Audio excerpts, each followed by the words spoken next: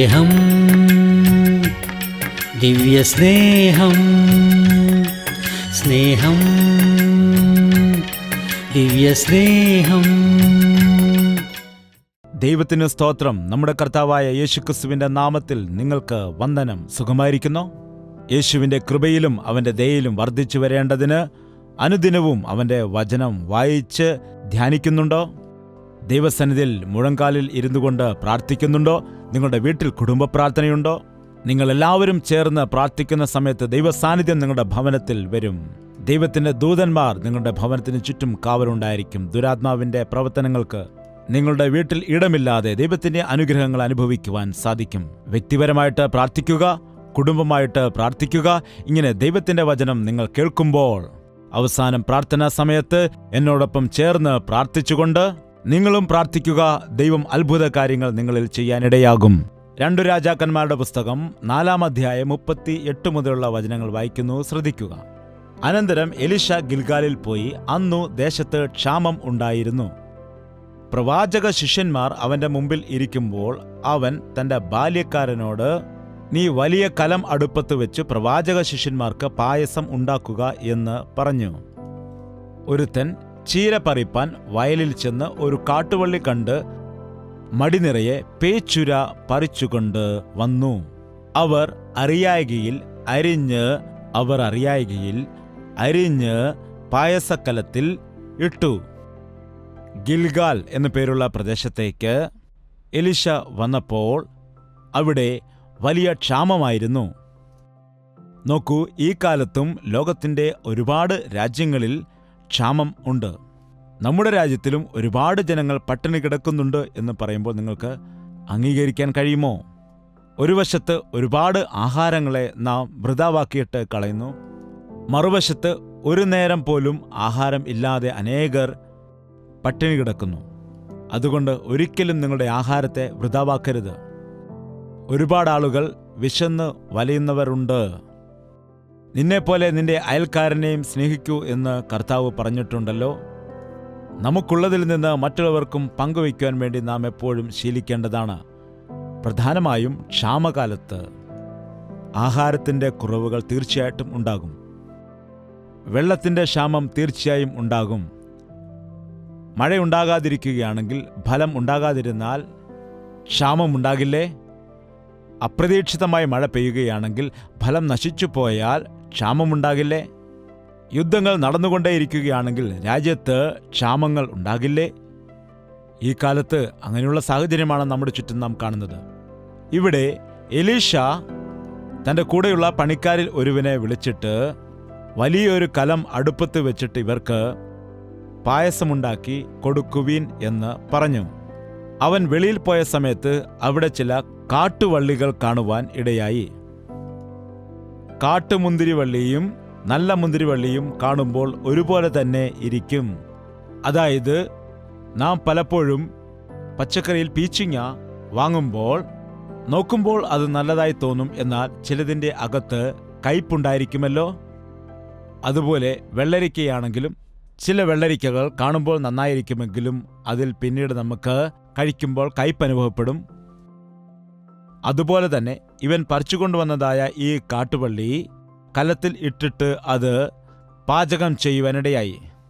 എന്നാൽ ആ പ്രവാചക ശിഷ്യന്മാരിൽ ഒരുവൻ അത് രുചിച്ചു നോക്കിയിട്ട് പറഞ്ഞു, ദൈവദാസ, കലത്തിൽ വിഷമുണ്ടെന്ന് പറഞ്ഞ് നിലവിളിക്കുവാനിടയായി. അയ്യോ, ഈ കലത്തിൽ മരണമുണ്ട്, ഇത് വിഷമാണ് എന്ന് നിലവിളിക്കുവാനിടയായി. നോക്കൂ, പുതിയ നിയമത്തിൽ യേശുക്രിസ്തു ഉപമകളിൽ കൂടിയാണ് സംസാരിച്ചത്. എന്നാൽ പഴയ നിയമത്തിൽ അനേകം ഇടങ്ങളിൽ നോക്കിയാൽ സംഭവങ്ങളിൽ കൂടി ദൈവത്തിൻ്റെ സത്യം മനസ്സിലാക്കുവാൻ നമുക്ക് അവസരം ഉണ്ട്. ഇവിടെ വലിയ ഒരു കുടത്തില് ഈ ഇലകൾ ഇട്ടിട്ട് പാചകം ചെയ്യുകയാണ്. അത് തിന്നു നോക്കിയ സമയത്ത് കയ്പായിട്ട് തോന്നി. ശ്രദ്ധിക്കുക, ആ കലമെന്ന് പറയുന്നത് നമ്മുടെ ഹൃദയമാണ്. നാം അനേകം തവണകളിൽ നമ്മുടെ ഹൃദയത്തെ തൃപ്തീകരിക്കുന്നതിന്, ആശകൾ തീർക്കുന്നതിനു വേണ്ടി വെളിയിലേക്ക് പോയിട്ട് നല്ലതായി കാണുന്ന എല്ലാം തന്നെ കൊണ്ടുവരുവാനിടയാകും. അത് നല്ലതായിരിക്കുന്നു എന്ന വിശ്വാസത്തോടു കൂടിയാണ് വാങ്ങിക്കുന്നത്. ശരിയല്ലേ? ഈ കാലത്ത് കാട്ടുമുന്തിരി ഏതെന്നും നല്ല മുന്തിരി ഏതെന്നും തിരിച്ചറിയുവാൻ കഴിയാത്ത വിധത്തിൽ ഈ ഭൂലോകത്തിൽ കാണുന്ന പദാർത്ഥങ്ങളെ നോക്കുമ്പോൾ ഏതാണ് നല്ലത്, ഏതാണ് നല്ലതല്ലാത്തത് എന്ന് മനസ്സിലാക്കാൻ കഴിയുന്നില്ല. മനുഷ്യരെ ദൈവം സത്യസന്ധന്മാരായിട്ടാണ് സൃഷ്ടിച്ചത്, എന്നാൽ അവർ പലവിധമായ തന്ത്രങ്ങൾ ചെയ്യുന്നു എന്ന് ദൈവത്തിന്റെ വചനം പറയുന്നു. അതുകൊണ്ട് മനുഷ്യന് ഏതാണ് നല്ലത്, ഏതാണ് ചീത്ത എന്ന് തിരിച്ചറിയുവാൻ കഴിയാത്ത സ്ഥിതിയിൽ ആയിരിക്കുകയാണ്. കാരണം ഈ ലോകം അനേകം തന്ത്രങ്ങളാൽ നിറയപ്പെട്ടിരിക്കുന്നു. ഇതൊരു മായാലോകമായിട്ടാണല്ലോ ആയിരിക്കുന്നത്. ഈ വക്രത നിറഞ്ഞ ലോകത്തിൽ നിഷ്കളങ്കരായിട്ടിരിക്കുന്ന അനേകം ആളുകൾ പറ്റിക്കപ്പെടുന്നു, വഞ്ചിതരാവുകയും ചെയ്യുന്നു. മനുഷ്യനെ വിശ്വസിച്ചതുകൊണ്ട് നഷ്ടങ്ങൾ വന്നതായ അനേകം ആളുകളുണ്ട്. പണത്തിൽ ആശ്രയിച്ചതുകൊണ്ട് വീണുപോയതായ മറ്റ് അനേകം ആളുകളെ കാണാം. ഈ ലോകത്തിലുള്ളത് ആശിച്ചതുകൊണ്ട് ഉണ്ടായിരുന്നത് പോലും നഷ്ടമായതായ അനേകം ആളുകളെ നമുക്ക് കാണാം. എത്രയോ ആളുകൾ ഇന്ന് അത്യാഗ്രഹം കാരണമായി തങ്ങൾക്ക് ഉള്ളതുകൂടെ നഷ്ടപ്പെടുത്തി കളയുന്നുണ്ട്. ഈ ലോകത്തിൽ ആകർഷണീയമായി കാണപ്പെടുന്നതെല്ലാം നമുക്ക് നല്ലതല്ല. അവ പുറമേ നല്ലതായിട്ട് തന്നെ തോന്നും. മിന്നുന്നതെല്ലാം പൊന്നല്ല എന്ന് പറയുന്നത് പോലെ ഈ ലോകത്തിൽ ആകർഷണീയമായി കാണുന്നതെല്ലാം തന്നെ നല്ലതാണെന്ന് ചിന്തിച്ചാൽ വഞ്ചിതരാകും. ഈ ലോകത്തിലുള്ളതായ ചില കാര്യങ്ങൾ നോക്കുമ്പോൾ പുറമേ നല്ലതായിട്ട്, അനുഗ്രഹീതമായിട്ട്, നന്മയ്ക്കായിട്ട് തോന്നാം. എന്നാൽ അതിന്റെ അവസാനം കയ്പായിരിക്കും, ദുഃഖകരമായിരിക്കും. ദൈവത്തിന്റെ വചനത്തിൽ പറയുന്നു, പരസ്ത്രീയുടെ അധരങ്ങളിൽ നിന്ന് തേൻ ഇറ്റിറ്റ് വീഴുന്നു. അവളുടെ വാക്കുകൾ വളരെ മൃദുവായിരിക്കും, സ്നേഹപൂർവമായിരിക്കും. എന്നാൽ അതിന്റെ ഫലം കാഞ്ഞിരം പോലെ കയ്പായിരിക്കും. വായിക്കാം സദൃശവാക്യങ്ങൾ 5-ാം അധ്യായം 3-ാം വാക്യം. പരസ്ത്രീയുടെ അധരങ്ങളിൽ നിന്ന് തേൻ ഇറ്റിറ്റ് വീഴുന്നു. അവളുടെ അണ്ണാക്ക് എണ്ണയേക്കാൾ മൃദുവാകുന്നു. അതിന്റെ ഫലം നോക്കുകയാണെങ്കിൽ കാഞ്ഞിരം പോലെ കയ്ക്കുന്നത് ആയിരിക്കും. പരസ്ത്രീയുടെ അരികിലേക്ക് പോകരുതെന്ന് ദൈവത്തിന്റെ വചനം പറയുന്നു. അവളുടെ വാക്കുകളിൽ മയങ്ങിപ്പോകരുതെന്ന് ദൈവത്തിന്റെ വചനം പറയുന്നു. ഇന്ന് എത്രയോ ആളുകൾ, പുരുഷന്മാർ തന്റെ ഭാര്യയെ വിട്ടിട്ട് പരസ്ത്രീയുടെ അരികിലേക്ക് പോകുന്നത് കാണുന്നുണ്ട്. ഭാര്യയേക്കാൾ ആ പരസ്ത്രീ സ്നേഹത്തോടെ സംസാരിക്കുന്നു എന്ന് പറഞ്ഞ് വഞ്ചിതനാകുന്നു. എവിടെയുമില്ലാത്തതായ സ്നേഹം കാണിക്കുന്നു എന്ന് പറഞ്ഞ് പറ്റിക്കപ്പെടുന്നു. അവളുടെ പുകഴ്ത്തലിൽ അടിമപ്പെട്ടു പോകുന്നു. അവൾ മധുരമായി സംസാരിക്കുന്നത് നിന്നെ പറ്റിക്കുന്നതിന് വേണ്ടിയാണ്, കവർച്ച ചെയ്യാനാണെന്ന് നീ മനസ്സിലാക്കാതെ പോകുന്നു. എത്രയോ പുരുഷന്മാർ അവരുടെ ഭാര്യയെയും മക്കളെയും വിട്ടിട്ട് പരസ്ത്രീയുടെ പിറകെ നടക്കുന്നത് നമുക്ക് കാണുവാൻ കഴിയും. വേശ്യാസ്ത്രീ ആഴമുള്ള കുഴിയും പരസ്ത്രീ ഇടുക്കമുള്ള കിണറും ആകുന്നു എന്ന് ദൈവത്തിന്റെ വചനം പറയുന്നു. നീ കല്യാണം കഴിച്ചതായ ഭാര്യയെ വഞ്ചിക്കുകയാണ്. നീ ഭാര്യയുടെ അടുക്കലില്ലാത്തതായ സന്തോഷം എവിടെയോ കിട്ടുന്നുവെന്ന് പറഞ്ഞ് അതിൻ്റെ പിറകെ പോകുന്നു. നിന്നെ വഞ്ചിക്കാനും നിന്നെ കവർച്ച ചെയ്യുവാനുമാണ് ആ സ്ത്രീ അങ്ങനെ സംസാരിക്കുന്നു എന്നത് നീ ഓർക്കാതെ പോവുകയാണ്. ഇന്ന് എത്രയോ ആളുകൾ, എത്രയോ സഹോദരിമാർ ദുഃഖിക്കുന്നുണ്ട്. എൻ്റെ ഭർത്താവ് എന്നെ വിട്ടിട്ട് പരസ്ത്രീയോടൊപ്പം കഴിയുന്നു, അവൻ്റെ സമ്പാദ്യമെല്ലാം അവൾ തട്ടിയെടുക്കുന്നു എന്ന് പറഞ്ഞ് അനേകർ കരയുന്നു. പ്രിയ സഹോദര, നിങ്ങൾ അങ്ങനെയുള്ള സ്ഥിതിയിൽ ആണ് എങ്കിൽ നിങ്ങൾ സൂക്ഷിക്കുക. വഞ്ചിക്കപ്പെടുന്നതിന് മുൻപ്, ചതിക്കപ്പെടുന്നതിന് മുൻപായിട്ട്, നിന്റെ ആരോഗ്യം നഷ്ടപ്പെടുന്നതിന് മുൻപായിട്ട് തെറ്റുകളെ മനസ്സിലാക്കിയിട്ട് പശ്ചാത്തപിച്ചുകൊണ്ട് നിന്റെ കുടുംബത്തെ കെട്ടിപ്പടുക്കൂ. ഈ പണിക്കാരൻ വയലിൽ ചെന്നിട്ട് ആ ഇലയുടെ ഗുണമെന്തെന്ന് മനസ്സിലാക്കാതെ ആ ഇല പറിച്ചുകൊണ്ടുവരുവാനിടയായി. ഇന്ന് അനേകം ആളുകൾ അങ്ങനെയുള്ള അവസ്ഥയിലാകുന്നു. പുറമേ ആകർഷണീയമായി കാണുന്നതുകൊണ്ട്, ഇതിൽ എന്തോ ഉണ്ട് എന്ന് പറഞ്ഞുകൊണ്ട് അതിൽ തലയിട്ടിട്ട് അവസാനം ജീവിതത്തിൽ ദുഃഖിക്കുന്നുണ്ട്. വെളിയിൽ വരുവാൻ കഴിയാത്ത അവസ്ഥയിൽ അനേകം ആളുകളായിരിക്കുന്നു. വീഞ്ഞ് വെട്ടിത്തിളങ്ങുമ്പോൾ അത് കണ്ട് മയങ്ങരുത്, ഒടുക്കം അത് സർപ്പം പോലെ കടിക്കും എന്ന് ദൈവത്തിന്റെ വചനം നമ്മെ ബോധിപ്പിക്കുന്നു. എത്രയോ ആളുകൾ ഇന്ന് മദ്യപാനത്തിന് അടിമകളായി പോകുന്നു. മദ്യപാനത്തിന് അടിമകളായി തങ്ങളുടെ ജീവിതത്തെ നശിപ്പിക്കുന്നുണ്ട്. തങ്ങളുടെ സമ്പാദ്യമെല്ലാം നശിപ്പിച്ചു കളയുന്നുണ്ട്. അയ്യോ, മദ്യം നിന്റെ ആരോഗ്യത്തിന് ഹാനികരമാണ്. അത് നിന്റെ ശരീരത്തെ നശിപ്പിക്കുന്നതുവരെ അത് നിന്നെ ഉപേക്ഷിക്കുകയില്ല. ഇപ്പോൾ തന്നെ അനേകരും മദ്യത്തിന് അടിമകളായിട്ട് മരണത്തിനും ജീവിതത്തിനുമിടയിലായിരിക്കുന്നു. ജീവിതത്തിൽ സമാധാനവും സ്വസ്ഥതയും നഷ്ടപ്പെട്ട അവസ്ഥയിലാകുന്നു. മദ്യം അനേകം രോഗങ്ങൾ വരുത്തിവെക്കുന്നുണ്ട്. ആർക്കു കഷ്ടം, ആർക്കു സങ്കടം, ആർക്കു കലഹം, ആർക്ക് അവലാതി, ആർക്ക് അനാവശ്യമായ മുറിവുകൾ, ആർക്ക് കൺചുവപ്പ്, വീഞ്ഞു കുടിച്ച് നേരം വൈകിക്കുന്നവർക്കും മദ്യം രുചിച്ചു നോക്കുവാൻ പോകുന്നവർക്കും തന്നെ. എന്തുകൊണ്ടാണ് നിനക്ക് കഷ്ടം? എന്തുകൊണ്ടാണ് നിനക്ക് ദുഃഖം? എന്തുകൊണ്ടാണ് നിനക്ക് അനാവശ്യമായ മുറിവുകൾ ഉള്ളത്? എന്തുകൊണ്ടാണ് ആ കൺചുവപ്പ്? മദ്യപിക്കുന്നവർ തങ്ങളുടെ ആരോഗ്യത്തെ നശിപ്പിച്ചു കളയുന്നു. മദ്യപാനം ബോധം നഷ്ടപ്പെടുത്തുന്നു. എത്രയോ ആളുകൾ ഇന്ന് മദ്യപാനം കാരണം മരിച്ചു പോകുന്നുണ്ട്. മദ്യപിച്ചിട്ട് വാഹനം ഓടിക്കുന്നത് കാരണം താൻ മരിക്കുക മാത്രമല്ല മറ്റുള്ളവരെ കൊല്ലുകയും ചെയ്യുന്നതായ അവസ്ഥ നമുക്ക് കാണാം. കുടുംബത്തിൽ ഭാര്യയ്ക്കും മക്കൾക്കും വേദന ഉണ്ടാക്കി വയ്ക്കുകയാണ്. പ്രിയ സഹോദര, നിന്റെ പാപം നിന്നെ എത്ര നീചമായ സ്ഥിതിയിലേക്ക് വലിച്ചുകൊണ്ടു പോകുമെന്ന് അറിയാമോ? എന്നാൽ പാപം കാഞ്ഞിരം പോലെ കയ്പുള്ളതാണ്. അതിൽ നീ അകപ്പെട്ടു പോവുകയാണെങ്കിൽ അതിന്റെ അവസാനം നാശം ആയിരിക്കും. ആ കലത്തിൽ കാട്ടുവള്ളിയുടെ ഇലകൾ പറിച്ചു കൊണ്ടുവന്നിട്ട് ആ പായസം ഉണ്ടാക്കിയപ്പോൾ ആ കലത്തിൽ വിഷം ഉണ്ടാകാനിടയായി. എത്രയോ ആളുകളുടെ ഹൃദയം ഇന്ന് കയ്പുകൊണ്ട് നിറഞ്ഞിരിക്കുന്നുണ്ട്, വിദ്വേഷം കൊണ്ട് നിറഞ്ഞിരിക്കുന്നുണ്ട്. ലോകപ്രകാരമുള്ള കാര്യങ്ങളെല്ലാം നിന്റെ ഹൃദയത്തിൽ നിറയ്ക്കുന്ന സമയത്ത് നിന്റെ ഹൃദയത്തിൽ എന്താണ് ബാക്കിയുണ്ടാകുന്നത്? കയ്പും വിഷവുമാണ്. എത്രയോ ആളുകൾ പിണക്കത്തിൽ ആയിരിക്കുന്നവരുണ്ട്, കോപം കൊണ്ട് നിറഞ്ഞവരുണ്ട്. ഒരാൾ മറ്റൊരാളെ കൊല്ലുവാൻ പോലും തയ്യാറായി നിൽക്കുന്നു. മദ്യപിച്ചിട്ട് അതിൻ്റെ ലഹരിയിൽ ബോധമില്ലാതെ എന്തെല്ലാം കാര്യങ്ങൾ കാണിച്ചു വയ്ക്കുന്നു എന്നത് നിങ്ങൾക്കറിയാമല്ലോ. ഒരു പെണ്ണിന്റെ വിഷയത്തിൽ അങ്ങോട്ടും ഇങ്ങോട്ടും വഴക്കുണ്ടാക്കി പരസ്പരം കൊല്ലുന്നത് നമ്മൾ കാണുന്നുണ്ടല്ലോ. വേശ്യാസ്ത്രീ ആഴമുള്ള കിണറാകുന്നു. നിന്റെ ശരീരം ദൈവത്തിന്റെ ആലയമാണെന്ന് മനസ്സിലാക്കി, നിന്റെ ശരീരം ദൈവത്തിന് വേണ്ടിയാണെന്നും പരസ്ത്രീക്ക് വേണ്ടിയുള്ളതല്ല എന്നും മനസ്സിലാക്കി നിന്റെ ശരീരത്തെ ദൈവത്തിന് സമർപ്പിക്കുക. ലോകത്തിലുള്ളതെല്ലാം ജഡമോഹവും കൺമോഹവും ജീവനത്തിന്റെ പ്രതാപവുമാണെന്ന് വചനം പറയുന്നു. വെട്ടിത്തിളങ്ങുന്നത് കണ്ട് വഞ്ചിതരാകരുത്. സൗന്ദര്യം മായയാണെന്ന്, വ്യർത്ഥമാണെന്ന് ദൈവത്തിന്റെ വചനം നമ്മെ പഠിപ്പിക്കുന്നു. എത്രയോ ആളുകൾ ഇന്ന് തങ്ങളുടെ ജീവിതത്തിൽ ഇല്ലായ്മയിലായിരിക്കുന്നു, ദാരിദ്ര്യത്തിലാകുന്നു. സാഹചര്യത്തിൽ അവർ മുൻപോട്ട് പോകാൻ ശ്രമിക്കും തോറും വീണുപോവുകയാണ് പലപ്പോഴും കാണാറുള്ളത്. നിന്റെ ഭാര്യയുമായിട്ട് കലഹിച്ച് കുടുംബ ജീവിതത്തിൽ സമാധാനമില്ലാതെ നിരാശയിലായിരിക്കുന്നുവോ? അതിനുള്ള മാർഗം പരസ്ത്രീയുടെ അരികിൽ പോകുന്നതല്ല. നിന്റെ ഭാര്യയോട് സമാധാനപ്പെടുകയും സൃഷ്ടികർത്താവായ ദൈവത്തോട് പ്രാർത്ഥിക്കുകയും ചെയ്യുക. നിന്റെ ജീവിതത്തിൽ നീ എടുത്ത തെറ്റായ തീരുമാനങ്ങൾ കാരണം കടഭാരത്തിലായിട്ട് വെളിയിൽ വരുവാൻ കഴിയാതെ വേദന അനുഭവിച്ച് തകർന്നിരിക്കുകയാണോ? ജീവിതത്തോട് വിരക്തി തോന്നിയിട്ട് ഒരു തരത്തിലുള്ള പ്രത്യാശയും ഇല്ലാതെ ജീവിക്കുകയാണോ? നിന്റെ പ്രശ്നത്തിന്റെ പരിഹാരം മദ്യപാനമല്ല, ലഹരി വസ്തുക്കളുമല്ല.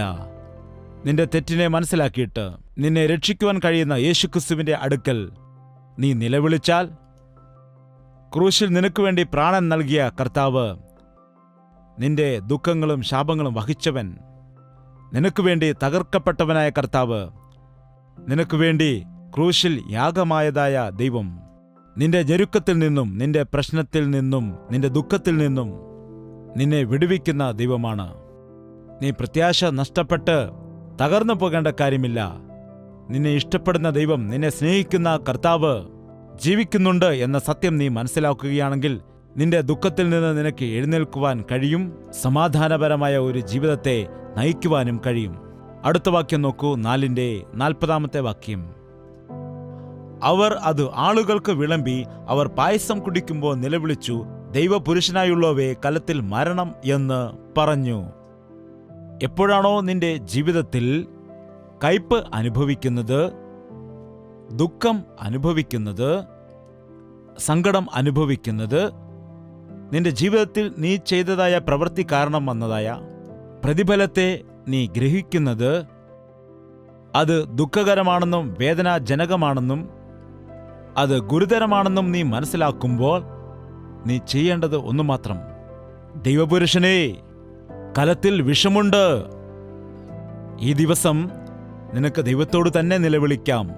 കർത്താവേ, എൻ്റെ ഹൃദയത്തിൽ പാപമുണ്ട്, എൻ്റെ ഹൃദയത്തിൽ കയ്പുണ്ട് എൻ്റെ ഹൃദയത്തിൽ വിഷമുണ്ട്, എൻ്റെ ജീവിതം നശിച്ചുപോയിരിക്കുന്നു എന്നു നീ നിലവിളിക്കുകയാണെങ്കിൽ നിനക്ക് മറുപടി ലഭിക്കും. അതല്ലാതെ നിന്റെ ദുഃഖത്തെ ഓർത്തുകൊണ്ട് നീ കരഞ്ഞുകൊണ്ടിരുന്നാൽ അതുകൊണ്ട് ഒരു പ്രയോജനവുമില്ല. നിന്റെ ദുഃഖം മറക്കുന്നതിനു വേണ്ടി വീണ്ടും നീചമായ അവസ്ഥയിലേക്ക് പോകുന്നത് കാരണമായി കൂടുതൽ പാപം ചെയ്യുന്നതല്ലാതെ ഒരു പ്രയോജനവുമില്ല. നിന്റെ സങ്കടം നിനക്ക് സഹിക്കാൻ കഴിയാതെ ജീവിതത്തിൽ പ്രതീക്ഷ എല്ലാം നഷ്ടപ്പെട്ട് മരിച്ചു പോകാം എന്ന് തീരുമാനമെടുക്കുകയാണെങ്കിൽ അത് ഭയങ്കരകരമായ കാര്യമാണ്.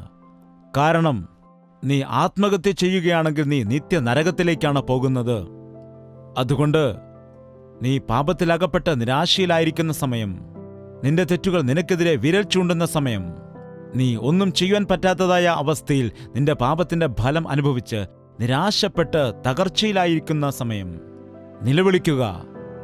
നിന്നെ രക്ഷിക്കുന്ന കർത്താവുണ്ട്, നിന്നെ വിടുവിക്കുന്ന ദൈവമുണ്ട്, നിന്റെ പാപത്തിന് പരിഹാരമുണ്ട്. എപ്പോഴാണോ ആ പ്രവാചക ശിഷ്യൻ നിലവിളിച്ചത്, എലീശ അപ്പോൾ പറഞ്ഞു, കുറച്ച് മാവ് എടുത്തുകൊണ്ടുവരിക. എന്നിട്ട് ആ മാവ് ആ കലത്തിൽ ഇട്ടു. ആ കലത്തിൽ പിന്നീട് ഒരു ദൂഷ്യവും കാണാനിടയായില്ല. ഇവിടെ ഉപമയായിട്ടാണ് മാവിനെക്കുറിച്ച് പറഞ്ഞിരിക്കുന്നത്. മാവ് മൃദുവായ മാവാണ്, വെളുത്തതാണ്, മാർദ്ദവമുള്ളതാണ്. ധാന്യത്തെ നല്ലവണ്ണം പൊടിച്ച് മൃദുവാക്കി മാറ്റി നല്ല മൃദുവായ മാവ് തയ്യാറാക്കും. നാം നോക്കുകയാണെങ്കിൽ ഈ മാവ് കർത്താവായ യേശുക്രിസ്തുവിന് സദൃശ്യമാകുന്നു. അവൻ നമുക്ക് വേണ്ടി നുറുക്കപ്പെടുവാനിടയായി. നോക്കുക, യെശയ്യാവിന്റെ പുസ്തകം 53-ാം അധ്യായം 4-ാമത്തെ വാക്യം. സാക്ഷാൽ നമ്മുടെ രോഗങ്ങളെ അവൻ വഹിച്ചു, നമ്മുടെ വേദനകളെ അവൻ ചുമന്നു. നാമോ ദൈവം അവനെ ശിക്ഷിച്ചും അടിച്ചും ദണ്ഡിപ്പിച്ചുമിരിക്കുന്നു എന്ന് വിചാരിച്ചു. എന്നാൽ അവൻ നമ്മുടെ അതിക്രമങ്ങൾ നിമിത്തം മുറിവേറ്റും നമ്മുടെ അകൃത്യങ്ങൾ നിമിത്തം തകർന്നും ഇരിക്കുന്നു. നമ്മുടെ സമാധാനത്തിനായുള്ള ശിക്ഷ അവന്റെ മേൽ ആയി. അവന്റെ അടിപ്പിണരുകളാൽ നമുക്ക് സൗഖ്യം വന്നുമിരിക്കുന്നു. എന്നാൽ അവൻ നമ്മുടെ അതിക്രമങ്ങൾ നിമിത്തം മുറിവേറ്റും നമ്മുടെ അകൃത്യങ്ങൾ നിമിത്തം തകർന്നും ഇരിക്കുന്നു. യേശു തകർക്കപ്പെടുവാനിടയായി. നമ്മുടെ സമാധാനത്തിനായുള്ള ശിക്ഷ അവന്റെ മേൽ വരുവാൻ ഇടയായി. യേശുക്രിസ്തു ഏറ്റതായ അടികൾ കാരണം നമുക്ക് സൗഖ്യം വന്നുമിരിക്കുന്നു. യേശുക്രിസ്തു ഈ ലോകത്തിലേക്ക് വരുന്നതിന് മുൻപേ യെശയ്യാ പ്രവാചകൻ കർത്താവായ യേശുക്രിസ്തുവിനെക്കുറിച്ചും ക്രൂശ് മരണത്തിനെക്കുറിച്ചും പ്രവചിച്ചതാണിത്. ഇത് ക്രിസ്തുവിൽ നിറവേറുവാനിടയായി. നമ്മുടെ അകൃത്യങ്ങൾ നിമിത്തം അവൻ തകർക്കപ്പെടുവാനിടയായി. അവന്റെ അടിപ്പിണരുകളാൽ നമുക്ക് സൗഖ്യം വന്നുമിരിക്കുന്നു. ആ മാവ് യേശു കർത്താവിനെ സൂചിപ്പിക്കുന്നതാണ്. ഗോതമ്പ് ഇടിച്ച് നുറുക്കിയിട്ട് ആ കാലത്ത് അത് തുണികളിൽ അരിച്ച് മാവാക്കിയെടുക്കുമായിരുന്നു. അങ്ങനെ മൃദുവായിട്ടുള്ളതായ മാവ് അവർക്ക് ലഭിക്കുമായിരുന്നു. നിന്റെ മുറിവുകളെ കെട്ടുന്നതിനായി, നിന്റെ പാപങ്ങളെ പരിഹരിക്കുന്നതിനായി അവൻ ആ ക്രൂശിൽ തകർക്കപ്പെടുവാനിടയായി. അവന്റെ അടിപ്പിണരുകളാൽ ഇന്ന് നമുക്ക് സൗഖ്യം വന്നുമിരിക്കുന്നു. അവൻ നമ്മുടെ ദുഃഖങ്ങളെ വഹിച്ചു, നമ്മുടെ വ്യാധികളെ അവൻ വഹിച്ചു. നമുക്ക് വരേണ്ടതായ പാപത്തിന്റെ ശിക്ഷ അവന്റെ മേൽ ആയി. നാം മരിക്കേണ്ടതായ സ്ഥാനത്ത് അവൻ മരിക്കുവാനും ഇടയായി. വിശ്വസിക്കുന്നുണ്ടോ? വിശ്വസിക്കൂ. അവൻ ചെയ്തതായ ക്രൂശിലെ യാഗം കൊണ്ട് ഇന്ന് നമുക്ക് വിടുതലുണ്ട്, പാപത്തിന്റെ ക്ഷമയുമുണ്ട്. നീ ചെയ്ത പാപം കാരണം നിന്റെ ജീവിതം കയ്പായി മാറി, ദോഷമുള്ളതായി മാറി, വൃഥാവായിട്ട് മാറിപ്പോയി. ഇതിനുള്ള പരിഹാരം യേശുക്രിസ്തുവിൻ്റെതായ രക്തമാണ്. അവൻ ക്രൂശിൽ ചെയ്തതായ ആ യാഗമാണ്. ആ മാവ് കൊണ്ടുവന്ന് കലത്തിലിട്ടപ്പോൾ ഒരു ദൂഷ്യവും അവിടെ കണ്ടില്ല. യേശുക്രിസ്തു നിന്റെ ഹൃദയത്തിലേക്ക് വന്നാൽ ഒരു പാപവും ഒരു ദോഷവും ഒരു ശാപവും നിന്നിൽ വരില്ല. നീ ആയിരിക്കുന്ന നിലയിൽ കർത്താവിൻ്റെ അടുക്കിലേക്ക് വരണം. എൻ്റെ മകനെ, എൻ്റെ അടുക്കിലേക്ക് വരിക എന്ന് കർത്താവ് നിന്നെ ക്ഷണിക്കുകയാണ്. ദോഷമുള്ളതായ നിന്റെ ഹൃദയത്തെ, പാപത്താൽ നിറഞ്ഞതായ നിന്റെ ഹൃദയത്തെ, കയ്പായി മാറിയതായ നിന്റെ ജീവിതത്തെ, നശിച്ചുപോയതായ നിന്റെ ജീവിതത്തെ കർത്താവിൻ്റെ കരത്തിൽ കൊടുത്താൽ, കർത്താവിനെ നിന്റെ ഹൃദയത്തിലേക്ക് വരാൻ അനുവദിച്ചാൽ ഒരു അത്ഭുതത്തെ കാണാം. ഇത് കഥയല്ല, ഇതൊരു ഉപമയല്ല, ഇത് സത്യമാണ്. യേശുക്രിസ്തുവിന് തങ്ങളുടെ ഹൃദയത്തിൽ സ്ഥാനം കൊടുത്ത അനേകം മദ്യപാനികൾ ഇന്ന് മാനസാന്തരപ്പെട്ട് കുടുംബം ഒന്നിച്ച് സമാധാനത്തോടുകൂടി സന്തോഷത്തോടുകൂടി കർത്താവിൻ്റെ സാക്ഷികളായി ജീവിക്കുന്നു. പരസ്ത്രീ മോഹത്തിൽ വീണിട്ട് കുടുംബത്തെ നശിപ്പിച്ച എത്രയോ ആളുകളിന്ന് തങ്ങളുടെ തെറ്റുകളെ മനസ്സിലാക്കി പശ്ചാത്തപിച്ച് കർത്താവിൻ്റെ അരികിൽ ക്ഷമയെ യാചിച്ച് കർത്താവിൻ്റെ രക്തത്താൽ കഴുകപ്പെട്ട് ഭിന്നമായി പോയതായ കുടുംബത്തെ കെട്ടിപ്പണിത് ഭാര്യയും മക്കളുമായി ഒരുമിച്ച് സന്തോഷത്തോടെ ജീവിക്കുന്നുണ്ട്. പ്രിയ സഹോദര, നിന്റെ കുടുംബം ഛിന്നഭിന്നമായോ? നിന്റെ ജീവിതം തകർന്നിരിക്കുകയാണോ? പാപത്തിന് അടിമയായി നീ ജീവിക്കുകയാണോ? ഇപ്പോൾ തന്നെ നിലവിളിക്കൂ. കർത്താവേ, ഞാൻ വേദനയിലായിരിക്കുന്നു. കർത്താവേ, ഞാൻ രോഗത്തിലായിരിക്കുന്നു. കർത്താവേ, എനിക്ക് കടഭാരമുണ്ട്. കർത്താവേ, എൻ്റെ ജീവിതത്തിൽ കയ്പുണ്ട്. ഞാൻ രോഗത്താൽ പീഡിപ്പിക്കപ്പെടുകയാണ്. എൻ്റെ ജീവിതത്തിൽ എയ്ഡ്സ് രോഗത്താൽ ഞാൻ ഭാരപ്പെടുകയാണ് എന്ന് കർത്താവിനോട് ഏറ്റുപറഞ്ഞ് എത്രയോ ആളുകൾ ഇന്ന് സമാധാനത്തോടെ ജീവിക്കുന്നു. HIV രോഗത്തിൽ നിന്നും വിടുതൽ പ്രാപിച്ചുകൊണ്ട് വിശുദ്ധിയോടുകൂടി ആത്മീയ ജീവിതം നയിക്കുന്നു. യേശുക്രിസ്തു ഇന്നലെയും ഇന്നും എന്നേക്കും നിത്യനായ ദൈവമാണ്. നിന്റെ പാപങ്ങളെ നീ ഗ്രഹിച്ച് പശ്ചാത്തപിക്കുകയാണെങ്കിൽ, യേശുക്രിസ്തുവിൻ്റെ നാമത്തിൽ നീ പ്രാർത്ഥിക്കുകയാണെങ്കിൽ, എന്നെ വിളിച്ചപേക്ഷിക്കൂ, ഞാൻ നിനക്ക് ഉത്തരം നൽകാമെന്ന് പറഞ്ഞ കർത്താവ് ഒരുങ്ങിയിരിക്കുന്നു. ഇന്ന് നിന്റെ ജീവിതം എന്താകുന്നുവെന്നും നിന്റെ ഹൃദയം എങ്ങനെയാകുന്നുവെന്നും ഒരു നിമിഷം ആലോചിക്കൂ. ഒരുപക്ഷെ നന്നായിരിക്കുന്നുവെന്ന് നടിക്കുകയായിരിക്കാം, നിന്റെ ഭാര്യയെ വഞ്ചിക്കുകയായിരിക്കാം, നിന്റെ വീട്ടുകാരെ പറ്റിക്കുകയായിരിക്കാം, ഞാൻ ചെയ്യുന്ന പാപപ്രവൃത്തികൾ ആരും അറിയുന്നില്ല എന്ന് വിചാരിക്കുന്നുണ്ടാവാം. നിന്റെ സ്ഥിതിയെ നന്നായിട്ടറിയുന്ന കർത്താവ് നിന്റെ വേദനയും നിന്റെ സങ്കടവും കണ്ടുകൊണ്ട് ഈ ദിവസം ഈ രീതിയിൽ ഈ വചനത്തിൽ കൂടി നിന്നോട് സംസാരിക്കുകയാണ്. പ്രിയ സഹോദര, നിന്റെ കുടുംബത്തെ നശിപ്പിച്ചു കളയരുത്.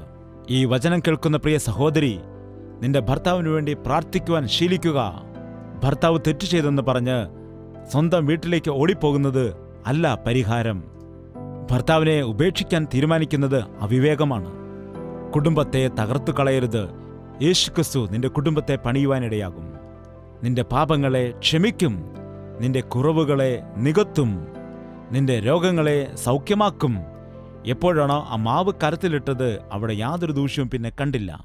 ഇന്ന് യേശുക്രിസ്തു നിന്റെ ഹൃദയത്തിലേക്ക് വരികയാണെങ്കിൽ ഒരു ദുഷ്ടതയും ഒരു ദൂഷ്യവും ഒരു പാപവും ഒരു ദുർമാർഗവും ഇനിയും നിന്റെ ജീവിതത്തിൽ വരുവാനിടയാകില്ല. കർത്താവേ, എൻ്റെ ഹൃദയത്തിലേക്ക് വരണമേ എന്ന് എന്നോടൊപ്പം ചേർന്ന് കർത്താവിനോട് പ്രാർത്ഥിക്കാം. പ്രാർത്ഥന. പരിശുദ്ധനായ സ്നേഹമുള്ള പിതാവേ, ഈ സന്ദേശം കേൾക്കുന്ന എല്ലാ വ്യക്തികളെയും നീ ദർശിക്കണമേ. എൻ്റെ ഹൃദയത്തിൽ ദോഷമുണ്ട്, എൻ്റെ സ്വഭാവം നശിച്ചുപോയിരിക്കുന്നു, എൻ്റെ ഹൃദയം ചീത്തയായിരിക്കുന്നു, എൻ്റെ ജീവിതത്തിൽ വിരക്തി കൊണ്ട് നിറഞ്ഞിരിക്കുന്നു. വായ് തുറന്നാൽ വെറുപ്പിൻ്റെ വാക്കുകളാണ്, ചിന്തിച്ചാൽ നിരാശയുടെ ചിന്തകൾ. എൻ്റെ ജീവിതത്തിൽ ഞാൻ ചെയ്ത പാപം കാരണം വരുത്തിവെച്ച രോഗങ്ങളും ദുഃഖങ്ങളുമുണ്ട്. അതിൽ നിന്ന് വെളിയിൽ വരുവാൻ കഴിയാതെ പോകുന്നു. എൻ്റെ ജീവിതത്തോട് തന്നെ വെറുപ്പ് തോന്നുന്നു എന്ന് ആരൊക്കെയാണോ ഇപ്പോൾ കർത്താവിനോട് പ്രാർത്ഥിക്കുന്നത്, അങ്ങനെയുള്ളവരെ നീ ഒന്ന് ദർശിക്കുമാറാകണമേ. അവർ തങ്ങളുടെ പാപം നിമിത്തം പശ്ചാത്തപിക്കുന്നതിനായി നീതിയെക്കുറിച്ചും പാപത്തെക്കുറിച്ചും ന്യായവിധിയെക്കുറിച്ചും ബോധിപ്പിക്കുന്ന പരിശുദ്ധാത്മാവിനെ പകരേണമേ കർത്താവേ. ആ ചുങ്കക്കാരൻ ദേവാലയത്തിലേക്ക് ചെന്നിട്ട് മാറത്തടിച്ചുകൊണ്ട് പാപിയായ എന്നോട് കരുണ കാട്ടണമേ എന്ന് നിലവിളിച്ചതുപോലെ ഈ സന്ദേശം കേട്ടുകൊണ്ടിരിക്കുന്ന ആളുകളിൽ ആരൊക്കെയാണോ പാപത്താൽ നിറഞ്ഞിരിക്കുന്നത്, ദോഷമുള്ള ഹൃദയമുള്ളവരായിട്ട് ദുശീലങ്ങൾക്ക് അടിമയായിരിക്കുന്നവരുണ്ടെങ്കിൽ ഇപ്പോൾ തന്നെ നിന്നോട് നിലവിളിക്കുവാൻ അവരെ എല്ലാം സഹായിക്കുമാറാകണമേ. ഞങ്ങളുടെ നിലവിളി കേൾക്കുന്ന ദൈവമേ, ഞങ്ങളുടെ നെടുവീർപ്പുകൾ കേൾക്കുന്നവനേ, ഞങ്ങളുടെ പ്രാർത്ഥന കേൾക്കുന്ന യേശുവേ, ഞങ്ങളെ വിടുവിക്കുന്നതിനു വേണ്ടി ഞങ്ങൾക്ക് സൗഖ്യം നൽകാൻ ഞങ്ങളുടെ പാപത്തിന് പരിഹാരമായി ക്രൂശിൽ യാഗമായി തീർന്ന യേശുവേ, നീ ഏറ്റ അടിപ്പിണരുകളാൽ ഉള്ളതായ സൗഖ്യത്തെ ഞങ്ങൾക്ക് നൽകുമാറാകണമേ. നിന്റെ രക്തത്താൽ ഞങ്ങളെ കഴുകി ശുദ്ധീകരിക്കുമാറാകണമേ. യേശുക്രിസ്തുവിൻ്റെ രക്തം ഞങ്ങളെ സകല പാപങ്ങളിൽ നിന്നും ഞങ്ങളെ വിടുവിക്കുന്നു എന്ന് വിശ്വസിക്കുന്നതായിട്ടുള്ള എല്ലാ വ്യക്തികളെയും ഇപ്പോൾ നീ അനുഗ്രഹിക്കുമാറാകണമേ. നിന്റെ രക്തത്തെ പകർന്നുകൊണ്ട് ശുദ്ധീകരിക്കുമാറാകണമേ. ഇന്നു മുതൽ നിന്നെ ഞങ്ങളുടെ ഹൃദയത്തിലേക്ക് ക്ഷണിച്ചുകൊണ്ട് സന്തോഷത്തോടുകൂടി സമാധാനത്തോട് മുൻപോട്ട് പോകുവാനുള്ള കൃപ നൽകുമാറാകണമെന്ന് യേശുക്രിസ്തുവിന്റെ നാമത്തിൽ അപേക്ഷിക്കുന്നു പിതാവേ, ആമേൻ. ദൈവത്തിന് സ്തോത്രം. നിങ്ങൾ യഥാർത്ഥത്തിൽ പ്രാർത്ഥനയിൽ ഒരുമിച്ചിരിക്കുന്നു എങ്കിൽ നിങ്ങൾ ഇപ്പോൾ തന്നെ പരിശുദ്ധാത്മാവിന്റെ ശക്തിയെ പ്രാപിച്ചിരിക്കുന്നു. അതുകൊണ്ട് നിങ്ങൾ ഇപ്പോൾ വീണ്ടും മുഴങ്കാൽ മടക്കിക്കൊണ്ട് പ്രാർത്ഥിക്കുക. കർത്താവേ, നീ എന്നെ അനുഗ്രഹിച്ചിട്ടല്ലാതെ ഞാൻ എന്നെ വിടുകയില്ല എന്ന് അവനോട് പറയുക. എൻ്റെ ഹൃദയത്തിൽ ഭാരമുണ്ട് എന്നും എൻ്റെ ജീവിതത്തിൽ ദുഃഖം ഉണ്ട് എന്നും എൻ്റെ ജീവിതത്തിൽ ഒരുപാട് പ്രശ്നങ്ങൾ ഉണ്ട് എന്നും പറഞ്ഞുകൊണ്ട് നിങ്ങളുടെ സകല ഭാരങ്ങളും ദൈവത്തോട് പങ്കുവയ്ക്കുക. പ്രാർത്ഥന കേൾക്കുന്നതായ കർത്താവ് നിങ്ങളോട് കരുണ കാട്ടി നിങ്ങൾ വീണുകിടക്കുന്ന ഇടത്തു നിന്ന് നിങ്ങളെ കരം പിടിച്ചെഴുന്നേൽപ്പിക്കാൻ അവൻ മതിയായ ദൈവമാണ്. നിങ്ങളുടെ കയ്പിനെയും നിങ്ങളുടെ കഷ്ടതയെയും നിങ്ങളുടെ വേദനയെയും എടുത്തു മാറ്റുവാൻ കഴിയുന്നതായ കർത്താവിൽ വിശ്വാസമർപ്പിക്കൂ. നിങ്ങൾക്ക് വേണ്ടി ഞങ്ങളും പ്രാർത്ഥിക്കുവാൻ ആഗ്രഹിക്കുന്നുണ്ടെങ്കിൽ നിങ്ങളുടെ പേര് വിവരങ്ങൾ അറിയിക്കുക, ഫോൺ ചെയ്യുക. പ്രാർത്ഥനാ വീരന്മാർ ഒരുക്കത്തോടെയായിരിക്കുന്നു. അല്ലെങ്കിൽ ഇമെയിൽ അയക്കുക, SMS അയക്കുക, കത്തെഴുതുക. ഞാൻ തന്നെ അത് വായിക്കുവാനും ഇടയാകും. നിങ്ങളുടെ വിഷയങ്ങളെല്ലാം കർത്താവിന് മുൻപിൽ വെച്ചുകൊണ്ട് പ്രാർത്ഥിക്കുകയും ചെയ്യും. നിങ്ങളും പ്രാർത്ഥിക്കുക, തീർച്ചയായും കർത്താവ് മറുപടി നൽകും. യേശുവേ, യേശുവേ, യേശുവേ, യേശുവേ, യേശുവേ, യേശുവേ, യേശുവേ, യേശുവേ. നിന്നെ നിന്നെ എന്നും ഞാൻ സേവിക്കും, നീ മാത്രം രാജാവെന്നും. നിന്നെ നിന്നെ എന്നും ഞാൻ സേവിക്കും, നീ മാത്രം രാജാവെന്നും. യേശുവേ, യേശുവേ, യേശുവേ, യേശുവേ, യേശുവേ, യേശുവേ, യേശുവേ, യേശുവേ, യേശുവേ, യേശുവേ, യേശുവേ.